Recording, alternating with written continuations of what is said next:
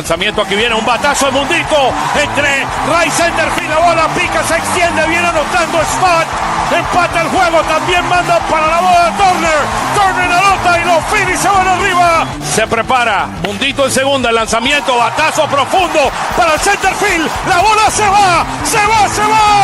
Schwarber Bob, ¡campanazo!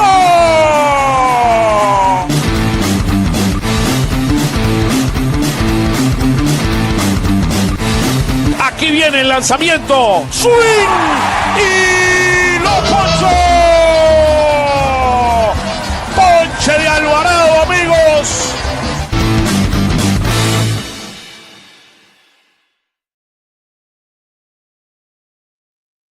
Hello, everyone, and welcome to another season of Phillies Weekly. For Jeff and I, it's a pleasure to be here with all of you. Happy Easterns for those of you that celebrate.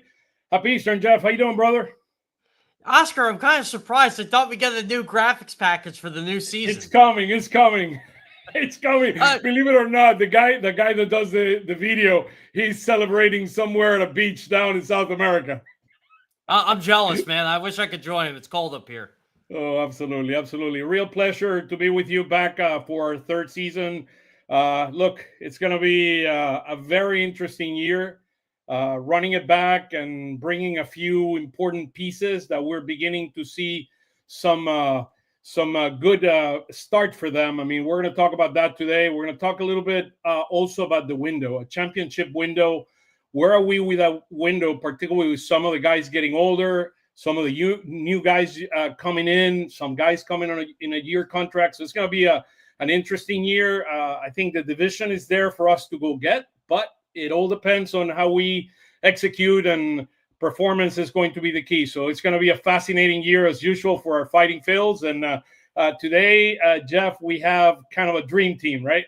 We got a dream team of players here with us. So why don't we bring them on and see who they are? There they are. There's the dream team.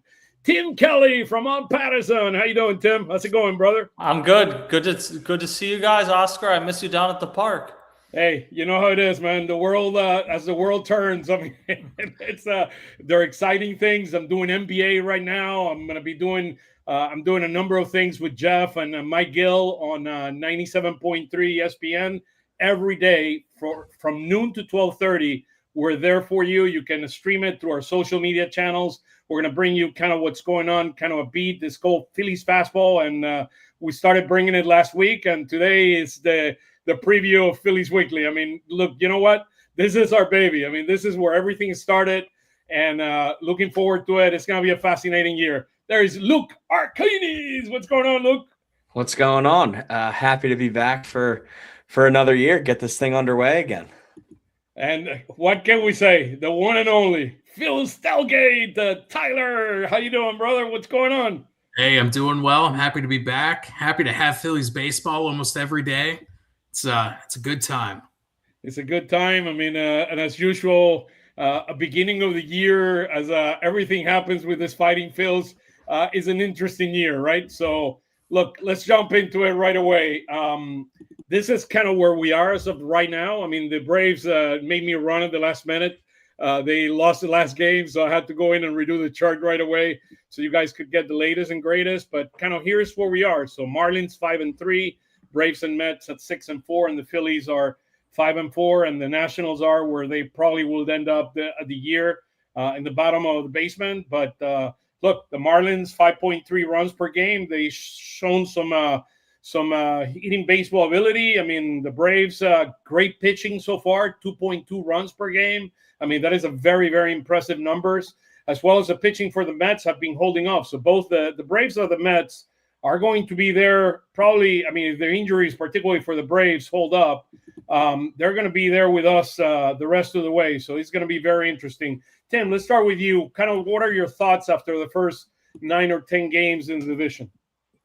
I'm impressed by the Marlins. Sandy Alcantara had a complete game the other day. He pitched much better down the second half of last season. And I went over last year at some point in the second half when the Marlins were in town. I wanted to do an interview with Tyler Phillips after the game, but the Marlins had just beaten the Phillies. They had won like 7 in a row. They weren't going to be a playoff team, but I got the vibe under Clayton McCullough that they really had some positive energy to finish off last season, and some of that appears to have carried over to this year. It's very interesting. How about you, Tyler, from your end? How do you see things? Yeah, I think it's pretty telling that we're all pretty much outside of the Nationals pretty even. The Marlins are definitely an underdog, but they've been doing a great job so far. I'm still skeptical on their plan with calling pitches from the dugout. I still think that that's not the best, but we'll see how it works out. You know, the Braves are doing pretty well despite having almost no starting pitching at the moment. And I still think that it's going to come down to the Mets and the Phillies at the end. And we're all still basically in it. But every team has shown something right now that's positive, and they've all shown that they do have weaknesses. You know, there's not really one main team in this division. That's good. How about you, Luke, from a Philly standpoint? What are your views so far on the Phillies as we start the season? Yeah, I mean, I think it's a good start. Obviously, you know, that little early skid after opening day wasn't pretty. I think there's some people out there that maybe thought the season was over after 4 games, but that, you know, that's why the season's 162 games. But no, they've looked good over the last, 4 games. Obviously, I think Tuesday and Wednesday were the big ones for me with Andrew Painter out there, and then obviously the walk-off for Justin Crawford on Wednesday. A lot of run it back talk in the offseason, but it's been a nice little influx of some youth so far that I think this team really needs throughout this year.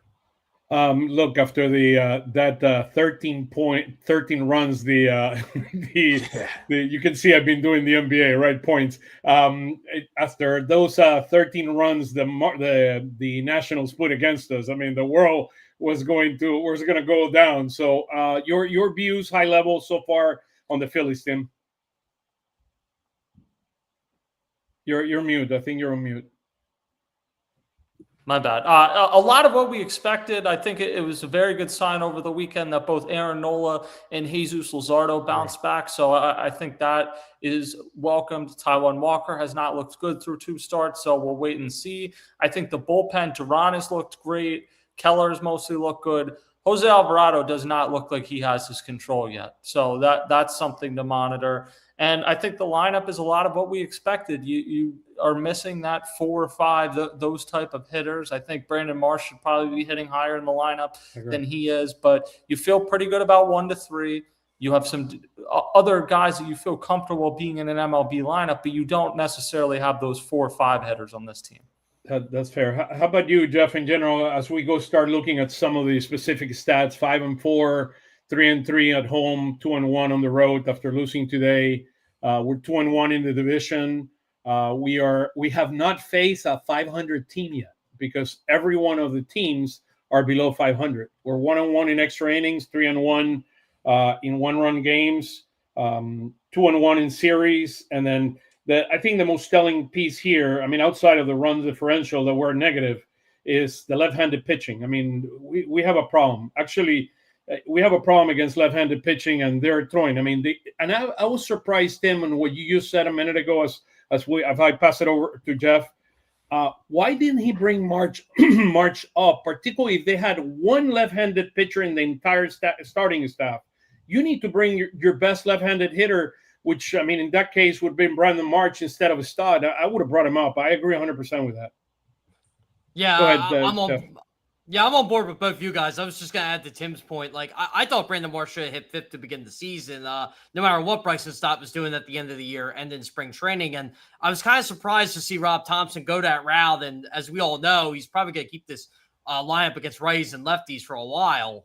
But I would move Brandon Marsh up. I think he's just too productive. The OPS is like 840, 850 against right-handed pitching. That's really good. Gives protection for Alec Boehm. I think Stott's a better hitter, 7th anyway. I just wanted to add, I think the bottom of the lineup has been pretty good so far through the first 9 games. I thought that was going to be a strength. They clearly want power in the 7th spot, as by Brandon Marsh, Otto Kemp when he bats 7th against lefties. JT Realmuto has been fine. Justin Crawford, he's been what you expected so far. And yeah, I like the bottom of the lineup. The top of the lineup's going to hit, but I'm with you guys. The 4 and 5 hitters, I'm a little concerned. Yeah, and we need to start faster this year than the previous years because the easier part of the schedule is now. I mean, it's in the beginning of the season. I mean, as we start, there's for the middle of the season, we have Dodgers and Yankees. I mean, back to back. I mean, after the All-Star game, that we need to start faster this year. I wanted to keep the numbers. The numbers in gray there are a number last year. We were 14-12 in April, 19-9 in May. And we start. I mean, you could see we went about five. We were about 500 between June and July, and then we took off again in August and September. I do believe we need a quicker start this year to be much more effective or be as effective as we were last year to be able to win the division. Yeah, and you've had 2 chances here now with back-to-back bad teams where it was a struggle to take 2 out of 3 from the Nationals, and then you win the first 2 against the Rockies, and you kind of just lay an egg though in this third game. Not only Taijuan Walker, but they didn't hit. So I think these are series that maybe like to your point, in May through June, you might sweep them, and instead you settle for 2 out of 3. And it's still good to win the series, but some of these bad teams, it's better to just sweep them. I mean, Luke, your thoughts. I mean, we go out in Colorado and get 7 runs in the first inning, and after that, for the entire series, two games and whatever, and 8 innings, we only get 6 runs. I mean, which is a bit concerning, to be honest. Yeah, for sure. I mean, that's been the story, I guess, of the Phillies for the last couple of years, right? As they get hot, they get cold. I thought, the guys that the Rockies threw actually pitched pretty well on Saturday. Especially, I can't remember exactly who it was, but they had one guy out there for nearly like 5 innings after the opener. But yeah, I mean that's been the Phillies' way is they go, 15 to 20 innings of scoring 20 runs, and then the next 3 games they lay an egg. They're hot, they're cold, and they're everything in between. So it's just finding that consistency. It's early. I think they'll find it. They've shown in the past that even if they're not the most consistent offense, they can consistently win a lot of games. But yeah, I mean, you would like to beat up on these bad teams early in the year, Rangers, National, Rockies, the San Francisco's gotten off to a rough start. This could easily be a 9-2 to 9-3 start. But here we are at 5-4 to start the year. And we'll go specifically into some of the things. Here's kind of the chart that I've shown you since the last year or so.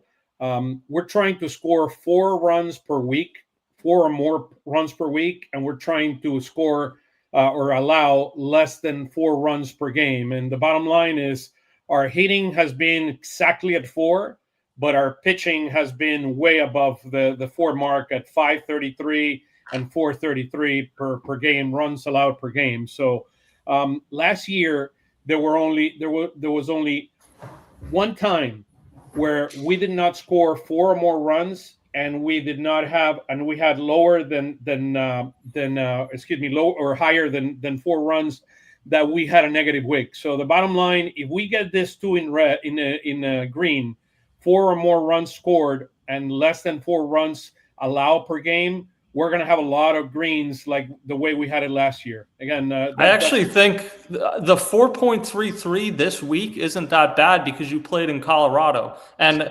the one game that really sunk you was the game against the Nationals where you gave up 13 runs. Yeah. Against Colorado, you did the pitching did a great. I mean, even Taijuan Walker today gave up 4 runs. It wasn't a good start, but it's not like you can go into Colorado and easily get 17 runs hung on you. The Phillies did a pretty good job overall. Jesus Luzardo last night looked dominant. Yeah, and what I meant is the only week that was negative last year was a week where we did not score 4 runs and we allowed more than 4 runs a game. So that's why it was negative. The rest, if we hit at least one of the 2, we normally would be in green. So that's kind of the reality of things here. Look, we're going this week against San Francisco and Arizona. I kept the numbers from last year. So in the first half of the year, at the bottom, all the way to the bottom. So this year we scored so far 4 runs per game. Last year, in the first half of the year, first 16 weeks, we scored 4.44 runs per game, and we went to 55 and 41. in the second half of the year, we went 41-25, and we increased our runs per game to 529.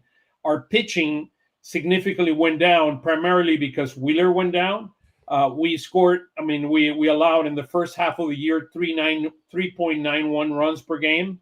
And then the second half of the year, we allowed 436, where our hitting basically took over. That's where we had our difference in home run, we were like, 18th in home run the first part of the year, and the second half of the year we were like 8th. So we significantly, second. So we significantly increased our home run hitting ability. So we'll keep updating this as we go into the years. Let's go into some news. And Jeff, maybe you take this one, both kind of in the minor leagues with Wheeler. Wheeler have pitched 2 games so far, 7.5 ERA. The first game he looked pretty good. That fastball was at 94, over 94 miles an hour. His velocity went significantly down, and he had an error that cost him the game. Why don't you talk a little bit to us about Zach Wheeler, and also about Orion Kerkering, that had looked really, really good in his minor league rehab? Yeah, I'm more than encouraged with how Kerkering's pitched over this rehab stint.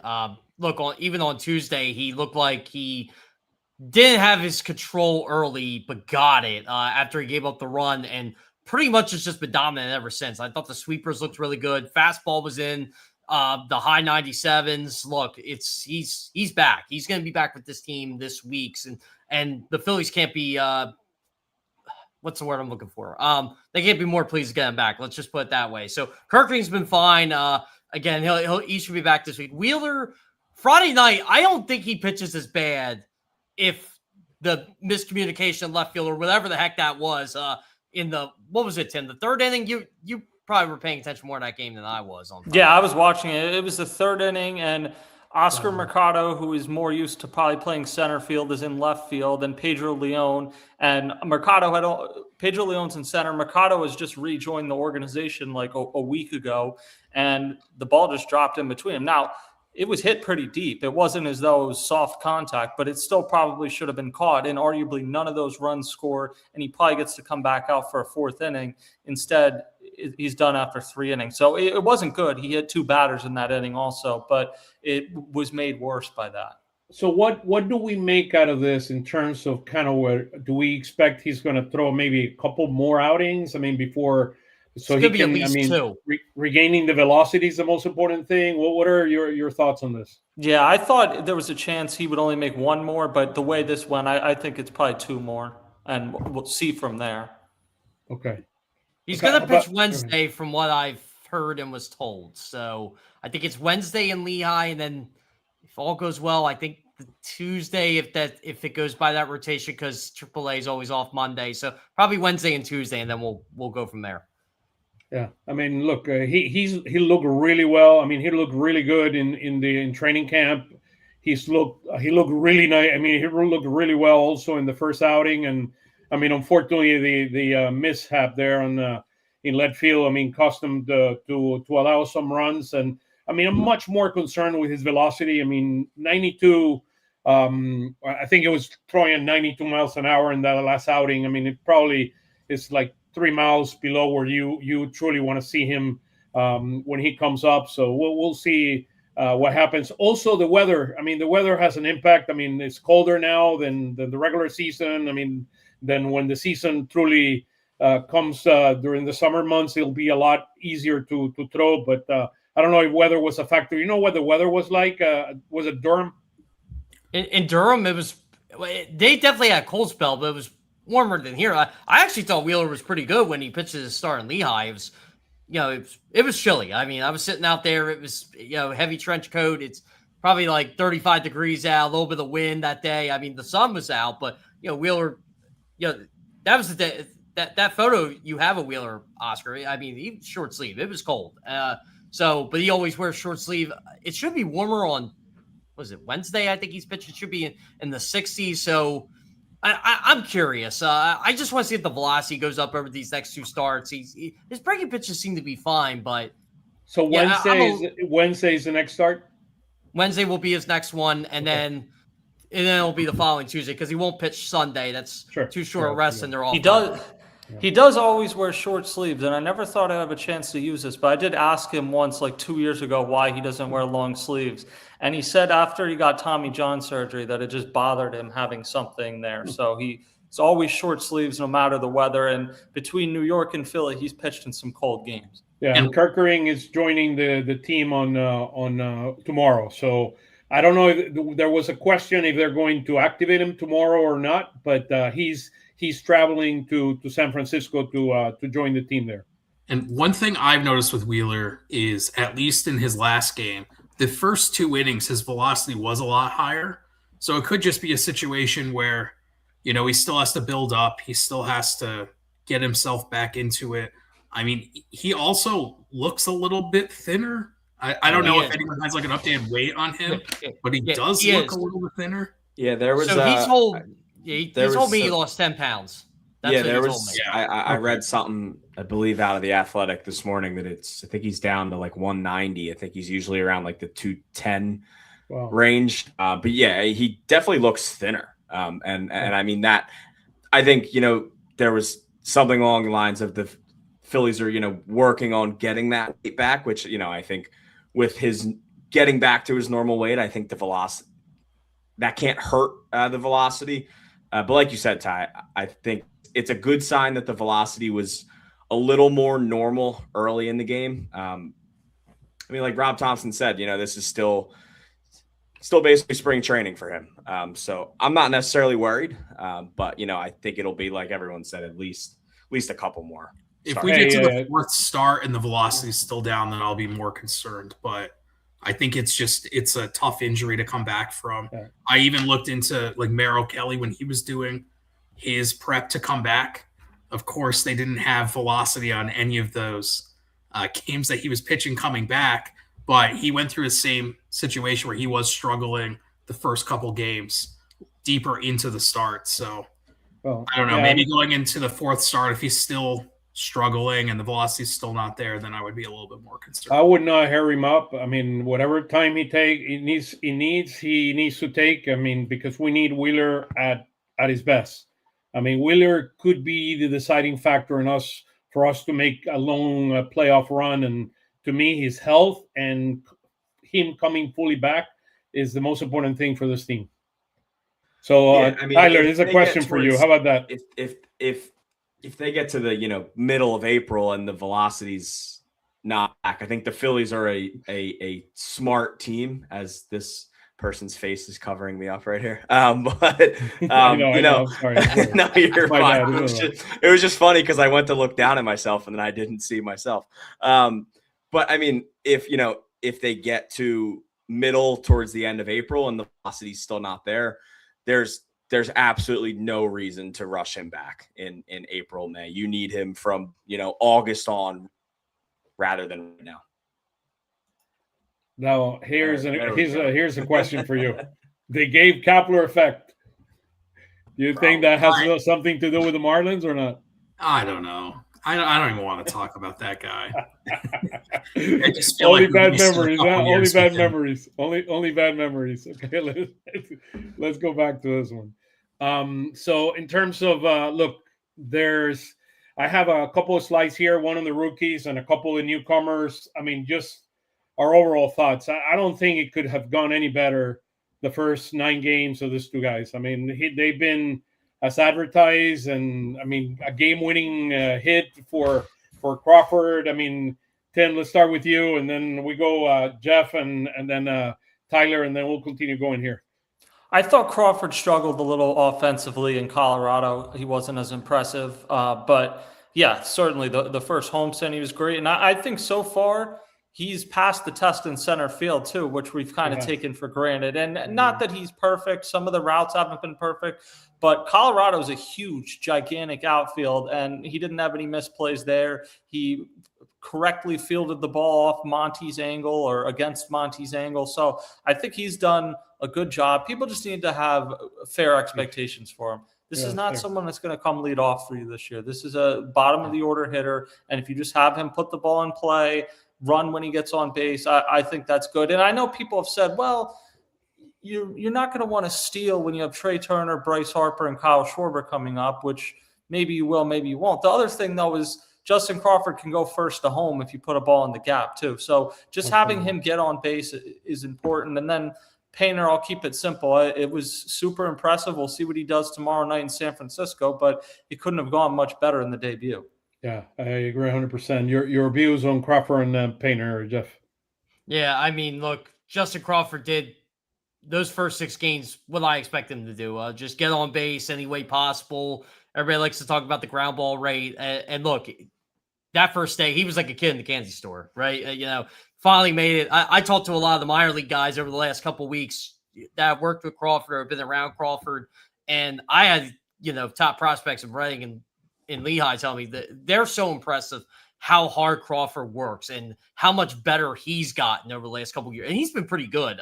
But the work he's been putting in with his defense, with Eric Davis, with Chris Tank Adamson in Lehigh, just the work he's done. Dante Nori is very impressed with how Justin Crawford goes about his business. And, Dante Nori works with Kyle Schwarber in the all season. So he knows about hard work. They'll both be in our outfield very soon. So yeah.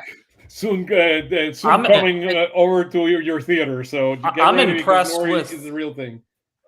Justin Crawford is just a super positive guy, and having that energy around on a veteran team where it has to be tough. Not saying it's not fair that the expectation is nothing matters till October, but it has to be tough having that expectation. And I think having a younger guy like Justin Crawford can help to put things back in perspective. I think the funniest thing with him for me, Crawford, is that, mainly this past offseason, it was a lot of the ground ball rate talk. And he's just going to hit balls into the ground. And he is exactly as advertised as he was last year. And it's crazy because, like, you watch these Lehigh games and it's like, yeah, he hits the ball into the ground all the time, but he just gets on base. So far this season, he's hit the ball on the ground a lot, but he's gotten on, like, he just finds a way on base. And that's exactly what you need out of your 9-hitter. And these stats are up to date. 345 on base percentage. I mean, it's really impressive. I mean, take it every day of the week out of the 9. I'll take that. I mean, any day of the week. I mean, that kid, he's going to steal tons of bases. I mean, as Tim said, when he, hit it. I mean, a base hit toward the gap. This kid can run it from first to home quicker than most guys in baseball. So. And the other thing with Crawford that I've noticed is he hasn't stolen a lot of bases yet, but he's very smart on when he's trying to steal the bases. Even at the end of the year last year in Lehigh Valley, I saw that. At the beginning of the year, he was a little aggressive on the base paths, but he was really, picking and choosing his spots. If he didn't feel comfortable against a certain pitcher, he wasn't going. But he's still making it seem like he's going to run on pitches and making the pitchers nervous. He's getting thrown back to first a lot. But the one really impressive thing that I've seen with Crawford is he will have these bad at-bats where he's swinging out of his shoes on everything. But then he'll come back the next at-bat and just get a single, like out of nowhere. And I think that's really impressive that he can still recover that fast. Some people get into these slumps where they're just swinging at terrible pitches every single at-bat. But it seems like he really leaves the last at-bat behind and tries again the next time around, and he's had early success.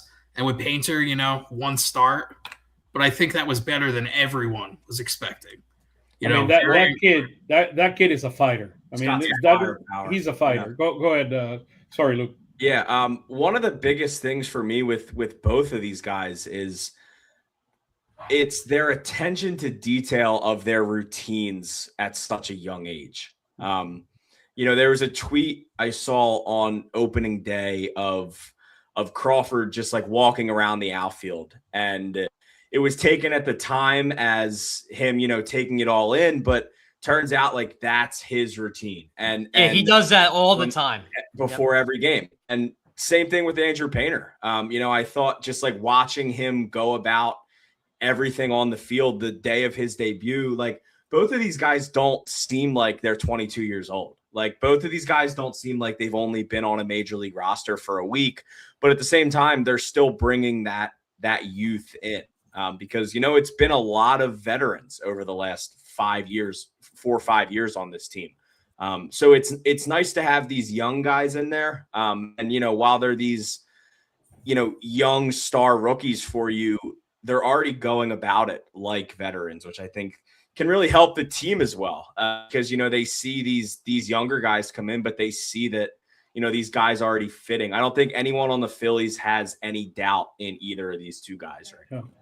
Well, it'll be very interesting tomorrow. I mean, let's watch Painter. Why don't we focus our attention now into Odalis Garcia and Brad Keller? To me, kind of the two big acquisitions that we got, both one hitting and the other one pitching. And what we have seen from them so far, I mean, Odalis have hit the ball very, very hard. I mean, I've been impressed. He's not a big on-base percentage guy, but he can hit the ball hard. I mean, your overall impression. Let's start with you, Tyler. Yeah, you're right. He definitely can hit it hard. But, you know, to me, the biggest thing is his defense. You know, he's making plays that weren't made in the past with our former right fielder. And he has, by the way, our former right fielder is hitting, I think, like 176 in San Diego. So he had a big hit against Ranger Suarez today. So yeah, he did. Okay, 180. Yeah, but you know, I've been very impressed, especially with, you know, people touting how good he is in right field. You know, not watching a ton of Texas Rangers games. I've only seen it a few times, but he's a lot faster than he looks. He's making great decisions when it comes to fielding. And then with his offense, you know, he's had games that he struggled. I mean, during the Rangers series, he didn't look good at all. But he's really rebounded the past two series and shown off his power. I've been pretty impressed so far. I'll take the 835 OPS and put it in the bank. But look at these career stats. I mean, that's the other thing. I mean, he's definitely playing better now than he has in a few years. So I think it's just a week-by-week thing. He's a streaky. He's streaky. Yeah. He's very similar to Castellanos in that respect. I mean, that's his career. But we'll take what he can give. I mean, he's a showman. He likes to show off. So, I mean, and that's a good thing. Because when the right time comes, this guy is gonna bring his best. He's gonna bring his best every time, but particularly in showtime. I mean, he loves that.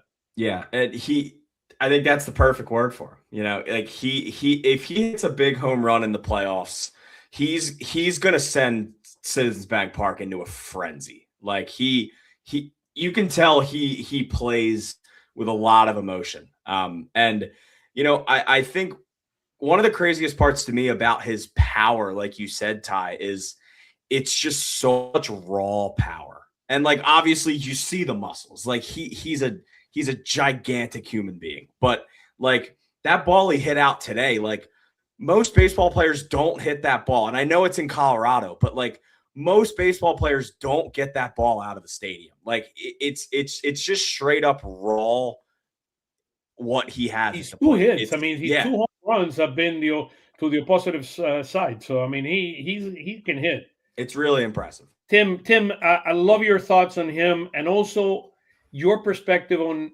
his role inside the clubhouse and the dynamics with him inside the clubhouse. That would be very interesting to understand your perspective on that. It's probably a little too early to tell the clubhouse part, but certainly he comes off in the few times I've talked to him. Very nice guy, speaks English and Spanish, and then obviously he has like a long-standing relationship with Edmundo Sosa, so they're good friends, and so that's kind of a cool relationship. I would say on the field, Tyler mentioned the fielding, which there have just been a few plays where it's like Nick Castellanos is not getting to that ball. It's not a diss, it's just reality. I think offensively, you can, if you didn't like the signing, there's things you can look at and say, see, I was right. And if you did like the signing, there's things you can look at. He's held up on chasing pitches in a few key spots, but his overall chase percentage is pretty similar so far to what it had been in Texas. So he needs to work on that. But you saw the home run today in the 9th inning. He had the single into right field. Like he's had some good moments, and I do think he's somebody, he seems to like it when the weather's a little warmer. So as things warm up, he is bundled up. That baklava he had on the other day, he looked like he did not want to be there. It's funny to me, guys, that aren't from the United States, like when it's like under 75 degrees, they're putting on the winter caps and stuff because they think it's cold. But I mean, you could see me. I mean, when I came here, when I came to Philly, it was like, oh my God, this is the coldest place I've ever been in my life. I mean, you see me always with kind of the hoodie and just trying to keep it warm. It's important.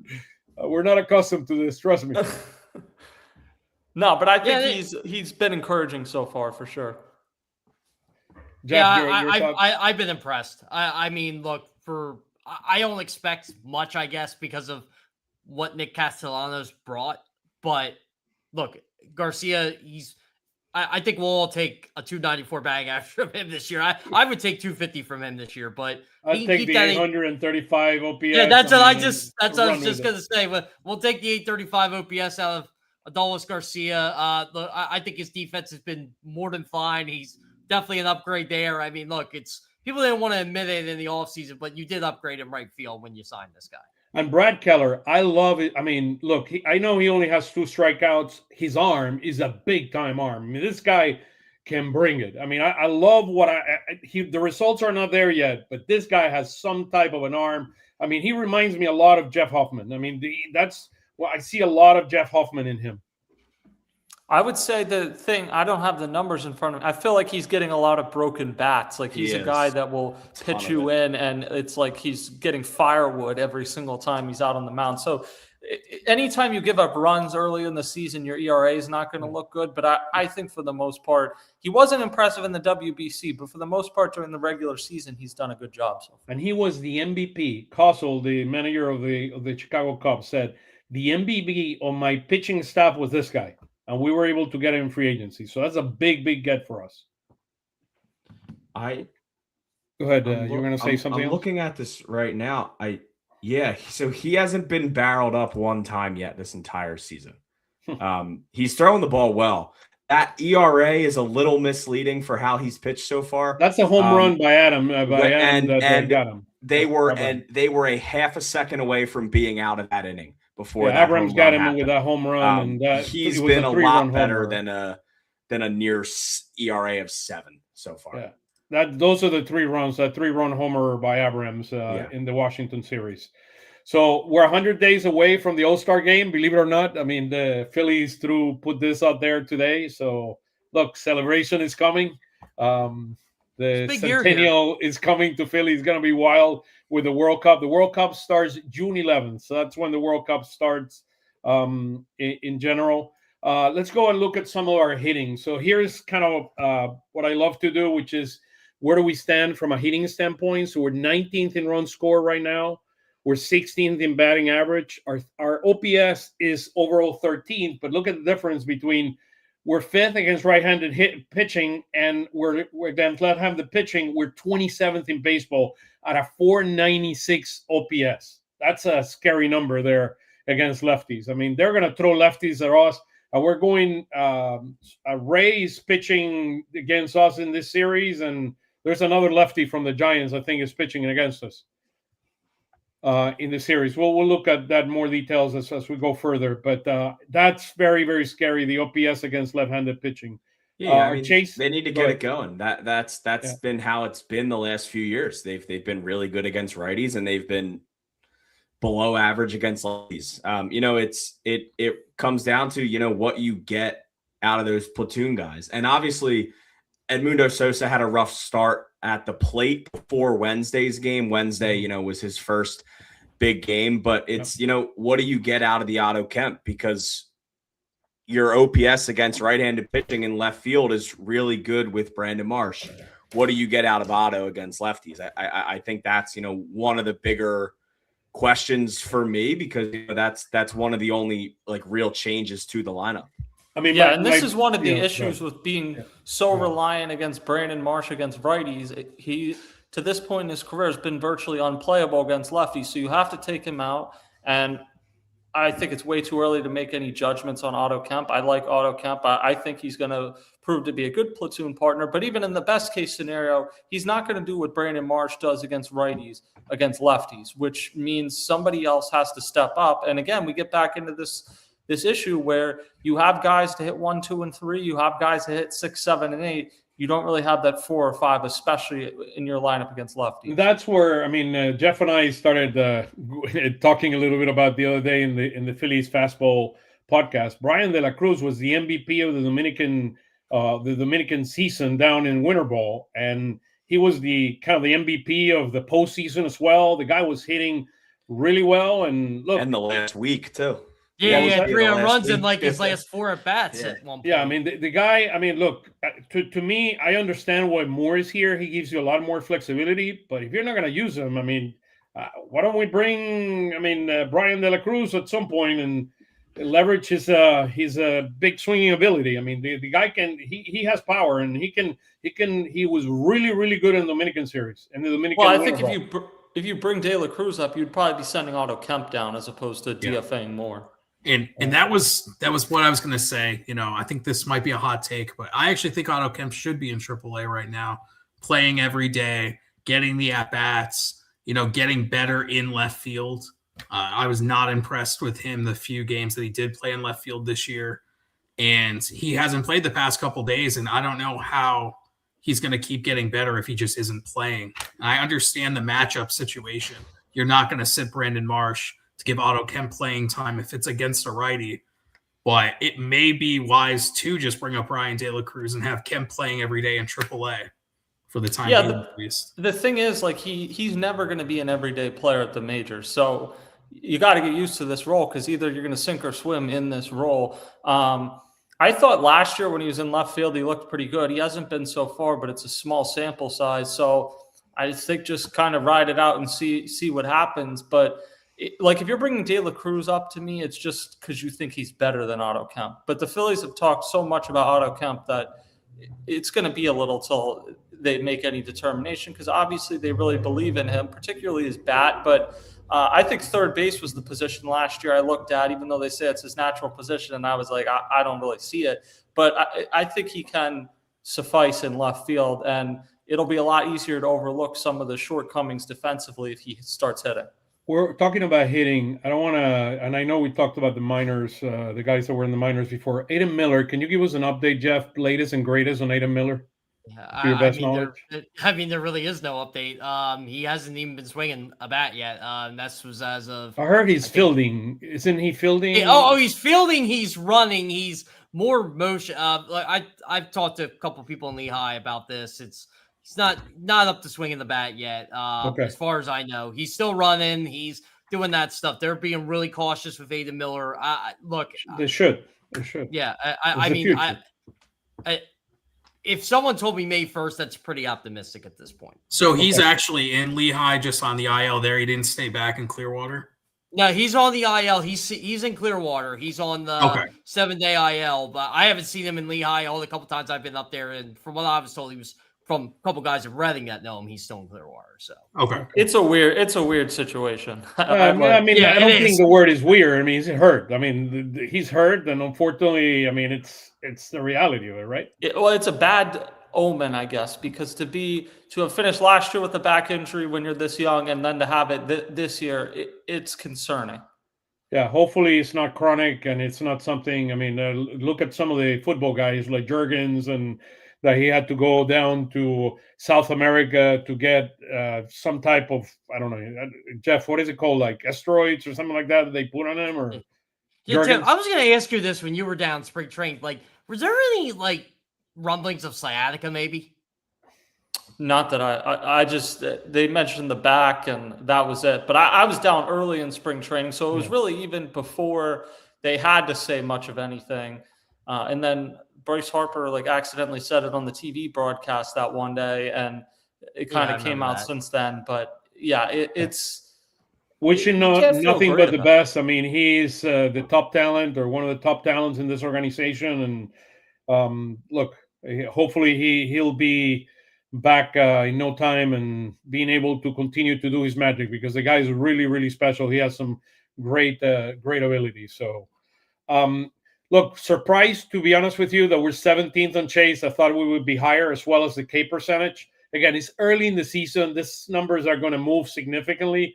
It's only 9 games, but I was surprised that we're 7th in baseball in terms of being the lowest strikeout rate.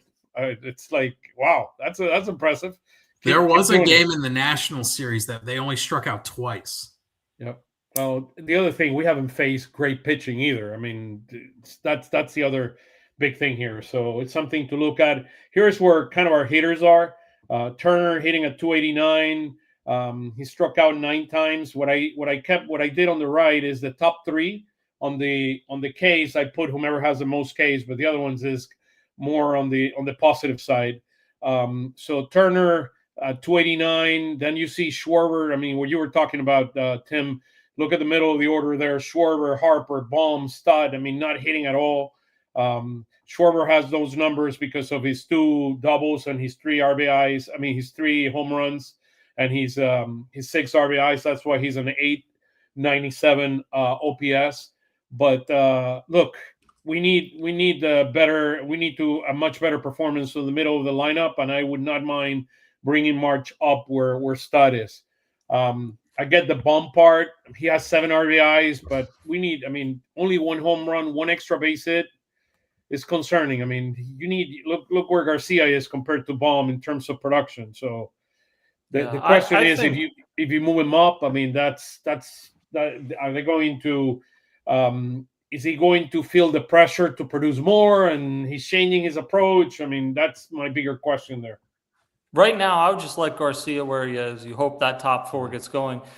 I don't get why Stott is hitting 5th instead of Marsh, but wherever Stott's hitting, they need it better. I mean, he had a great second half last year, very good spring training, and to this point, it hasn't translated to the regular season. We know he can field very well. He's a base stealer, but it just, you haven't had enough consistent offensive stretches in his career, and I felt like coming into this year, this was going to be that, and it may still very well be. Like, coaches and players will always tell you, like, don't really take any huge judgments until it's like 100 at bats. But it's been, relative to expectations, discouraging how Bryson Stott has started offensively. Yeah, and look, from Schwarber, from Harper, I get they're streaky, and we're going to get those ups and downs. I mean, but we need. I mean, this season and this year is going to go based on their performance, and maybe this is the time where we talk about this.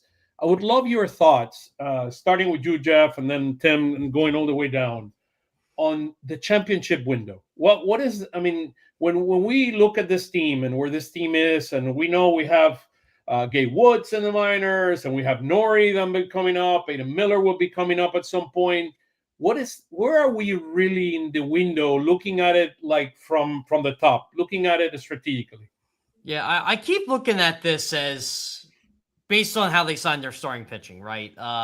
However long you got Zach Wheeler for, where it's the end of next year or not, or where he wants to sign again. But you sign Christopher Sanchez, you sign Jesus Luzardo, you know they're really good. You have a good feeling Andrew Painter is going to be a special kid. So you got those 3 in there.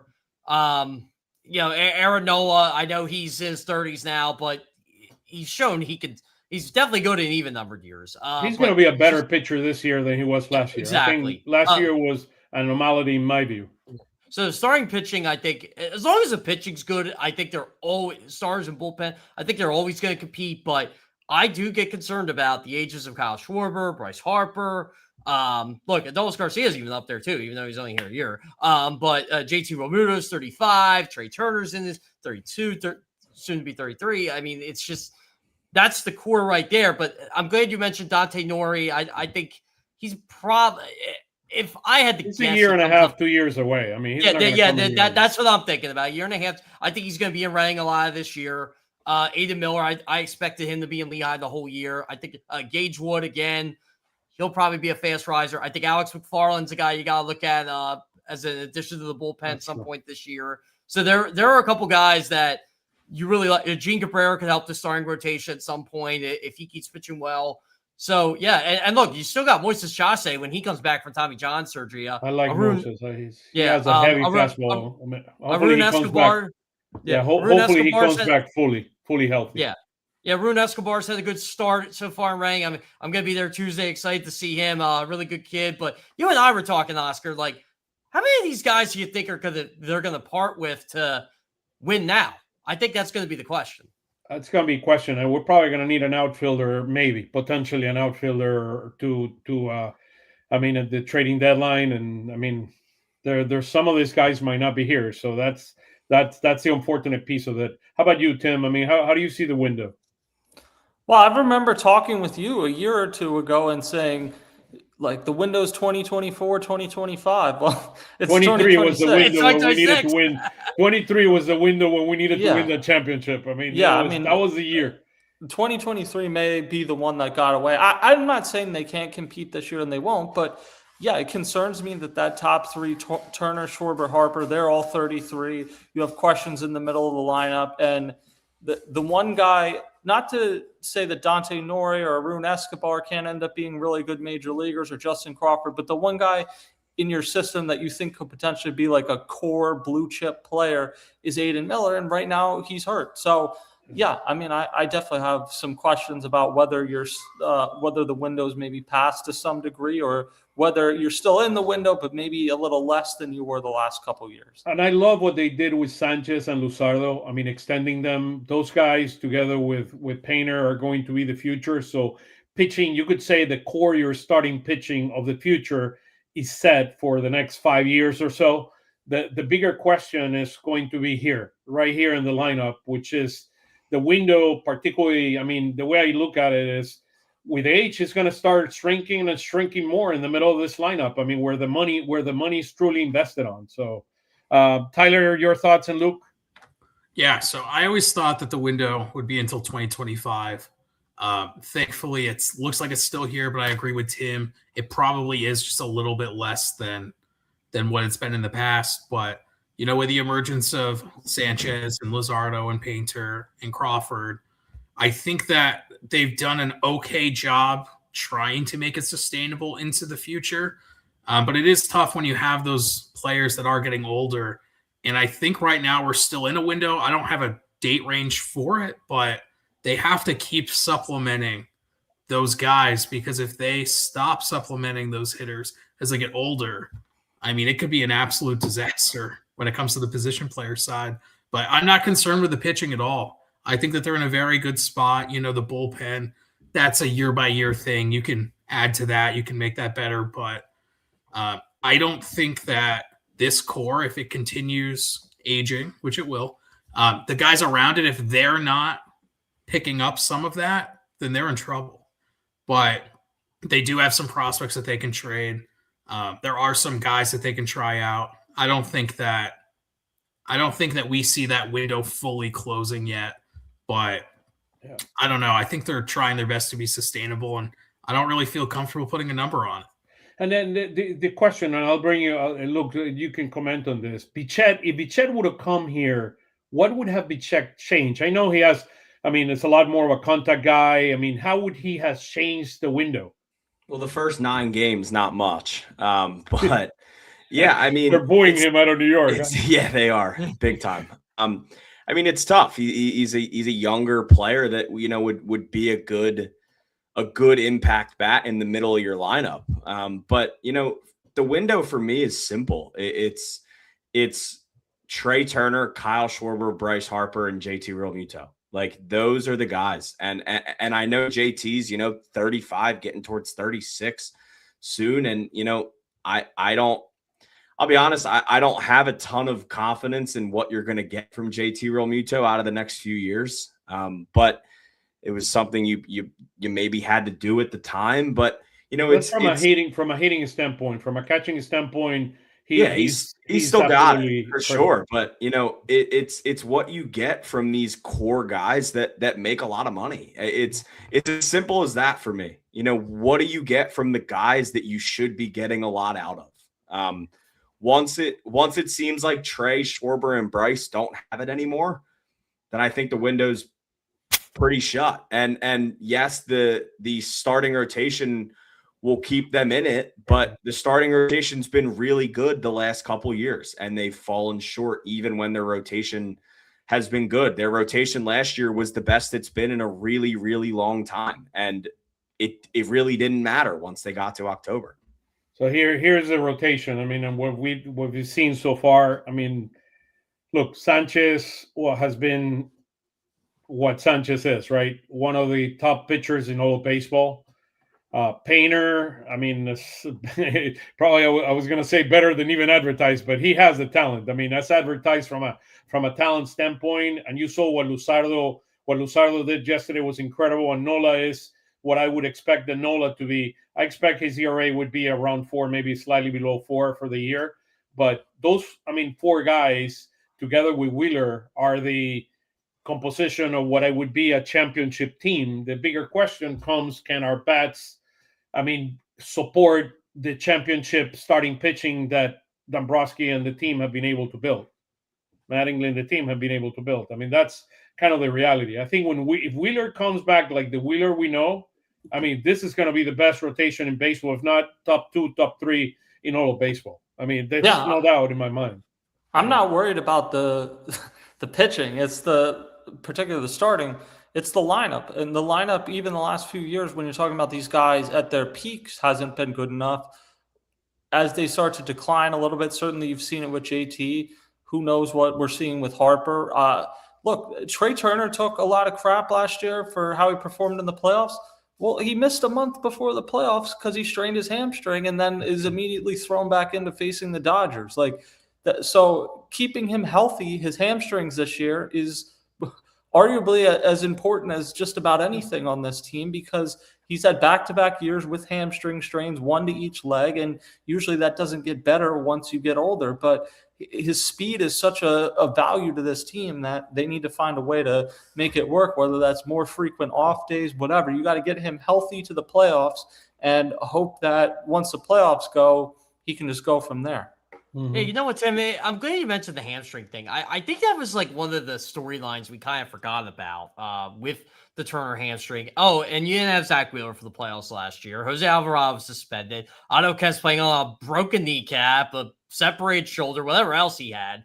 But overall, you're right. Like, this team was banged up going to the playoffs last year, and we talk about the window. Well, if Turner's healthy, if Wheeler's healthy, if Alvarado isn't dumb and gets suspended, are we having this conversation, or is this like the last run type thing?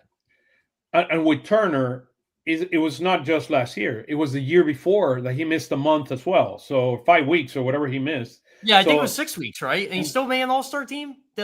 Yeah, and that is the connection to getting older and closer. And that's what we feel, that from a hitting standpoint, the window could be closing every year more and more because of the age and because of the health of a lot of these guys. I mean, Harper with his wrist last year. I mean, Turner with his hamstring. I mean, it's a little bit concerning. Here's where our pitching is: 5-4, 4.39. We're 20th in baseball, 18th our starting pitching in terms of ERA, and we're 24th. We're relief pitching. I do believe that we started pitching better toward the end of after the Marlins game. The Nationals game.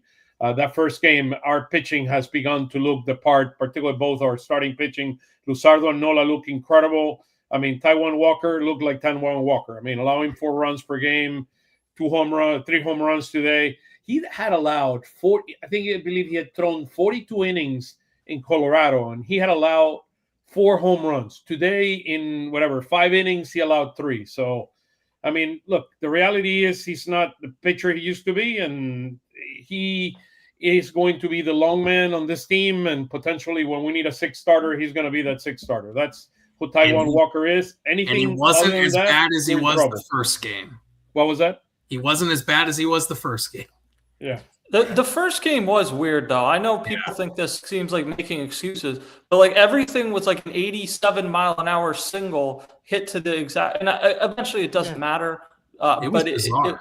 Today was just weird. He got rocked. Like, that's more what you would expect if a guy's going to struggle. I'll go back to what I said about Alvarado. I haven't been necessarily impressed so far. Last night, he threw 13 pitches and 5 of them were strikes. And even the pitch he got him to swing at to end the at-bat, I think it was Karos, it was a nasty pitch, but it was not a strike. It would have been a walk had he not swung at it. So I don't know how much he trained during the winter. That's my honest assessment. He's definitely bigger. I'll say that. Yeah. Well, I understand why they picked up the option, but I think we all took it for granted that you're going to get the best case scenario.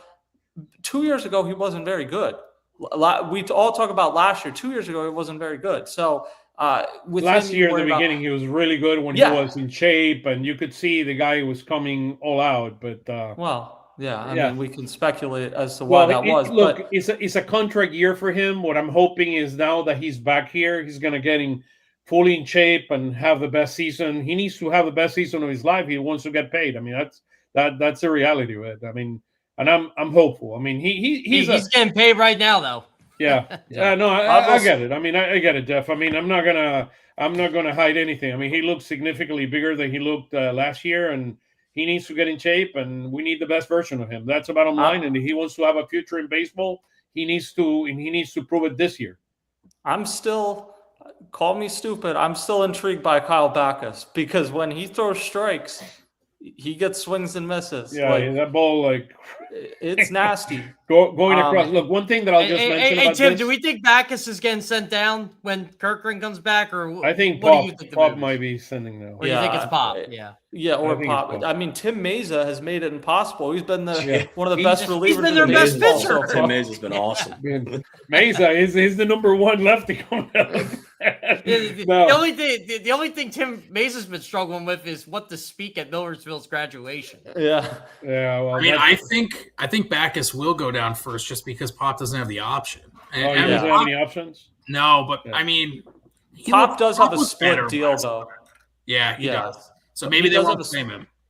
Right, and if he gets claimed, so be it. But no, I think you're right. With three other lefties, I think there's a chance Backus does go down. But and maybe that ends up being a good thing for him. Obviously, in 2022, Jose Alvarado went down, worked on his control, and came back and was one of the best pitchers in baseball afterwards. I'm not saying Backus is going to do that, but I think Tanner Banks is a good number 3 lefty. I kind of put Tim Meza in that same group. You hope you get what you get out of Alvarado, but you need another nasty arm in the bullpen. And I think Backus, the floor is lower, but the ceiling is also higher. Yeah, and he looked much better in the last couple outings he's had.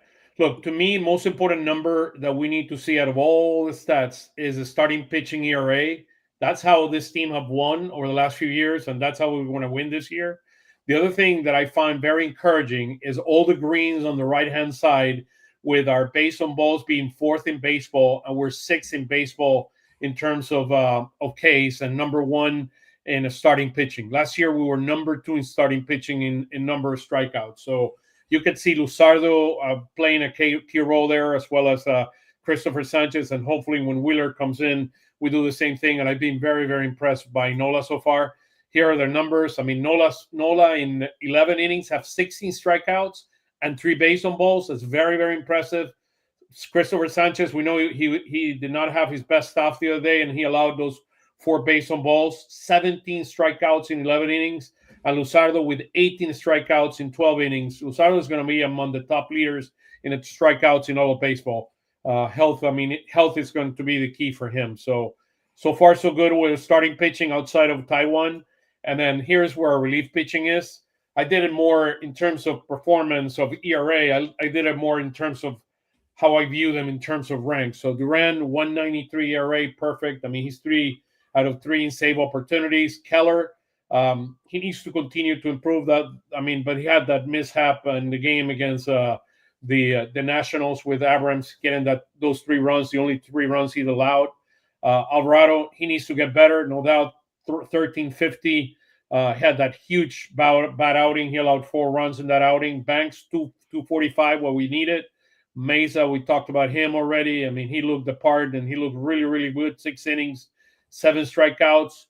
Boland, he was the last. This is important in Boland. Boland was the last pitcher on the Royals staff last year, so he's going to be kind of in the back of the pen, more being in the top of the pen. I know they've been trying to use him on the sixth. He has good stuff. I'm not questioning his stuff, but he needs to have more swing and a miss. Only 2 strikeouts so far, and I mean, he hasn't pitched much as we've seen so far. Pop, it's the last 3 guys. I know Boland is out of options, so he's going to remain here. And you said, Tyler, that Pop does not have options? Yeah, only Backus and Duran have off. Okay. Okay. And I Let's think send Banks- Durant down. But Yeah. By the way, Bolin needs a new entrance song. This song. Oh, you're not he's a got- fan? You're not a fan, Tim? Well, it does say like 6'6" named John or something, so I know why he has it. It's interesting for sure. It's got no aura to it. Yeah, and the guy's a big dude. I mean, so he could have a little bit more of a edge on his entry song. I can send him some Bad I Bunny want to songs ask if you he guys needs some. this. I want to ask you guys this while we're talking about pitcher. What do you guys think of Otto Kemp surrendering "Take Me Out" for Andrew Painter? I love it. I Yeah, love I it do because I love it. I love it for Andrew Painter. I think it's an awesome starting. It's an awesome one for a pitcher. That is absolutely a song for a pitcher. Yeah, I was like, because Otto told me before the year he gave it up, and I'm like, I wonder who he gave it up. I wonder because I remember Andrew Painter used it when he was in Reading a couple of years ago, and I'm like, I wonder if he's going to go back. Well, that's exactly what happened.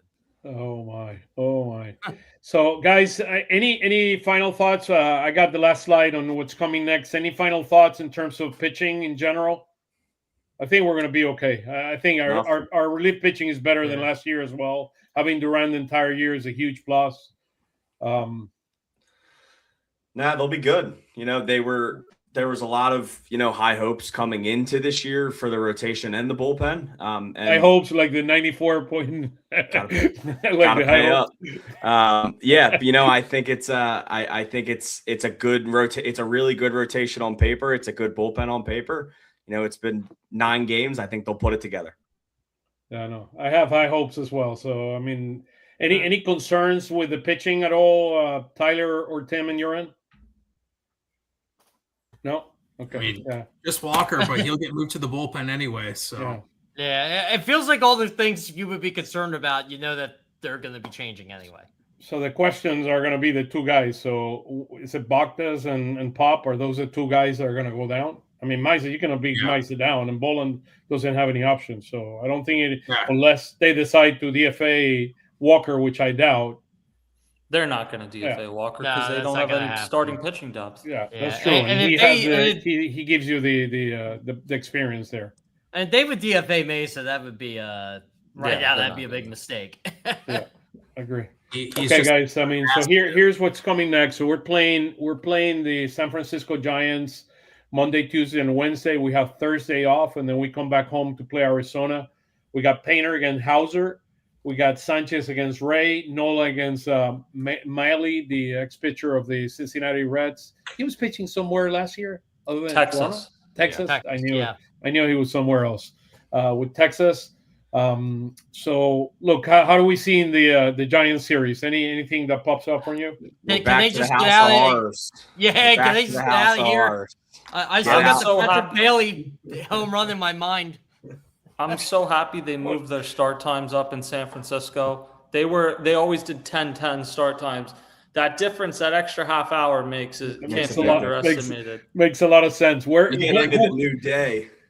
With these, you might still be in the same day. Yeah, just get out of here. Don't get swept. Who did he hit the home run against? Who did he hit? Romano, who's had a really good start for the Angels, actually. He's on a really good start because Joe Adell. Joe Adell was pretty good for him. But by the way, I still have Romano in the video. The video is being changed. But I saw that. Yep. Yeah, you saw that. I knew that's why I was making fun of you at the beginning of the show. I'm like, it's coming, guys. The guys on Eastern holiday. I mean, at the beach, and said, "I'm not going to finish it before," and I said, "I'm going to kill you." So we have go see tomorrow at noon. Phillies fastball that has new videos and had cool stuff there, so you can also see that one. I promise by next week we'll have a new video here. Yeah, so, the Phillies should actually go into this series with an advantage. Granted, it is San Francisco, so it feels like they never do. But the Giants have been bad. They can't hit. They don't have a single starter with an OPS over 678. Arise is their best hitter. No, just kidding. Never. Not even. It's bad. I thought Julio Ramos was going to be a lot better than he's been lately. I mean, The whole Tony Vitello thing is very bizarre. Yeah. It's just Gabe Kapler all over again. I think they're getting used to everything out there a little bit. Yeah. So, well, maybe the Phillies Phillies doing like college training or something. Day? He compared Devers to Tiger Woods, but then he caught himself Before like the accident or after the accident? A week or two ago, he just started riffing about Kanye West. Like he's kind of a wild card, and yeah, so it'll be interesting to see. Harrison Bader will be against the Phillies for the first time, so that'll be interesting. And he's been but I mean, awful. they should do well in San Francisco, but who knows? I mean, for a long time, the Phillies would get curb stomped every time they went to Coors Field, and that seems to have changed. So maybe this is where it changes at Oracle Park. If not, at least the games will be over a little earlier. Harrison Bader, 397 OPS right now. Yeah. It's almost it's early. Yeah, he's hitting like 160 or 160 or something like that. The only thing that 118, Oscar. What is it? 118. Oh, 118. So he went 0 for 4 today. Soroka has been pitching really, really well. He looks like he's a new pitcher. He's the first 2 starts that he has. I mean, he looked really, really good. I picked him up on one of my fantasy teams, so I was able to pick him up. He's looked really, really good so far. A Friday night game against Mike Soroka at home just seems like a game the Phillies get shelled in. That just has a loss written all over it. We got luckily we have Luzardo, but that has the first game in the City Connect that has loss written. Pop had a good first game, and then a second one that was not that good at all. I mean, so it's interesting. And game 2. Go ahead. Brandon. I was going to say, game 2, you're going against Brandon Pfaadt, who you don't exactly have a great track record against. Yeah, that's true. Oh my God. We stole some memories of the 23 NLC. Tim always reminds me every time I see the water bottle. Yeah, they got to win in San Francisco. That's the bottom line. They got to win. That guy. I mean, we should boo him before and do some things when he's warming up. The best part about that Saturday game is it's a 105 start. That is a nice Saturday. I didn't even realize that. That is nice. Yeah, I wonder why. Well, some of our friends here have written some things here. Let me just go over it before we close. Let me go back to our images here, and before we close and answer any questions. Keller has not been great. I mean, we heard that. This is the first time the bullpen have felt good. That's fair. As far as the offense, hit or miss so far, yeah, absolutely.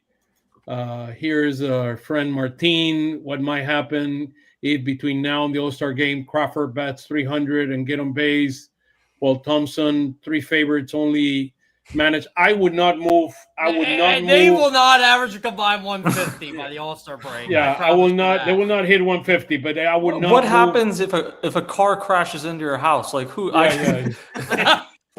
I would not move Crawford out of the 9th hole the entire year, in my view. That I would not move Crawford. So if they combine for 150, you'll never see me again on. Well, the Phillies are going to be 30 games under 500 if they. Nice looking up by everyone. Thank you for. I guess he's talking about our lineup, not the lineup of the Phillies so far. So, guys, thank you so much. I mean, as always, it's a real honor to have you here with us. I mean, Jeff and I truly appreciate it. Thank you for your insight, your perspective. Very, very valuable. And look, the season's starting, so we'll have you here in a couple of weeks. Let's do it. So, looking forward to it. Have a wonderful rest of the Eastern holiday if you celebrate. For all of you that are out there, then again, it's a pleasure to have you back here with us, and send us your comments. I mean, we would look forward to answer any questions you have, and have a wonderful week, guys. And hopefully the Phils can give us what is it? It's what is it? 5-2 or 5-1 this week. I mean, I don't know. We didn't make a prediction. I'll take a 4-2. I'll take a 4-2 this week. You know what? I'll take a win in San Fran. That's what I'll. 3 games in San Francisco and games against Soroka and Pfaadt. I think 5-1 would be a pipe dream. But yeah, let's do it. 5-1. 4-2. Tim, where can we follow you in social media? Everything you're doing on Pattison with the stoplight and all the magic that you do. Yeah, there's a new episode of Phillies Stoplight with Mike McGarry out. Check that out on YouTube or wherever you get your podcasts, and then OnPattison and Bleacher Report. You got to get McGarry here as well. We need to get Mike on. Yeah, he's a great guy. But Tyler, with all your magic, where can we see you? Just at Phil's tailgate. You do all your magic there. Don't get in trouble. Don't get in trouble. Well, it's good. It's good. Bring the juice, brother. Bring the juice. That's the most important thing. Luke, talk to us about all the magic. I saw you the other day in what is it? Phil Focus. Yeah. You can follow me at Arcaini. This guy's Luke everywhere. on Twitter. Yeah, I'm trying. At Arcaini Luke on Twitter and writing obviously everything over at Crossing Broad and over on Substack as well. That's awesome, man. That's awesome. And Jeff, where can we follow you on social media? Jeff Kerr PHL. You can follow my Substack, jeffdkerr.substack.com. Find me on Phillies Fastball during the week for Phillies coverage, and starting with Eagles on SI this week. So pretty excited. And we're also in the BFA network. We send our best to Mike Gill and company there, and we look forward to see you in the next few weeks, guys. Thank you so much, and we'll see you next Sunday at 8 p.m. John Foley and the gang are going to be here with us next week. So thank you so much, guys, for being with us, and God bless. See you guys.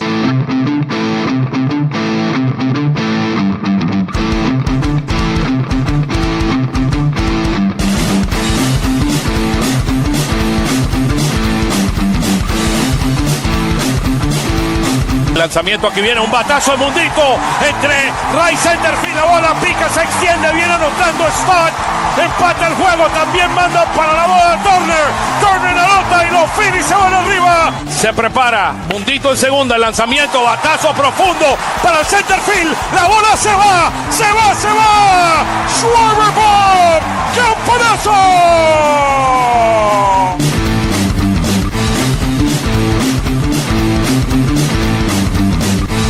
Aquí viene el lanzamiento. Swing y